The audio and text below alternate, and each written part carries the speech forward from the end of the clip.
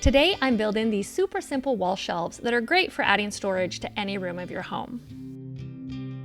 To start, I cut all of the frame pieces from 1x2 boards. I used stops on my miter saw to make sure that all the pieces were the same size.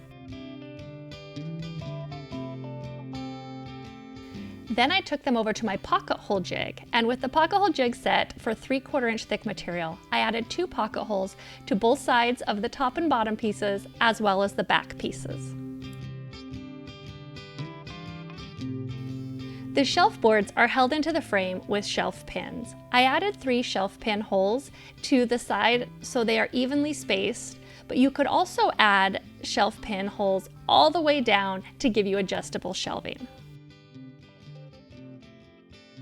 And with all the pieces prepped, it was time to assemble. I attached the top and bottom pieces to each of the side pieces, making sure that the top was the same on all of them when assembled so that my shelf pin holes lined up properly.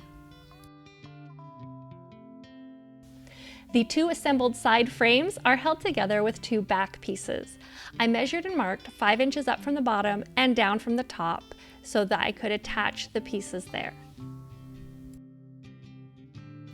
Then I attached the back pieces between those assembled side pieces with pocket hole screws and wood glue.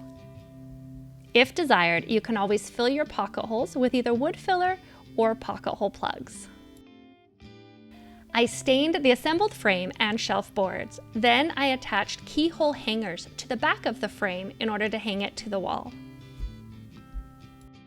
Then all that was left was to add my shelf pins and slide my shelf boards right into place. These easy shelves are going to be perfect in my kids' bathroom to keep them organized. I will include a link to the detailed blog post and printable plans in the description below, and follow along on housefulhandmade.com for even more DIYs and things to build.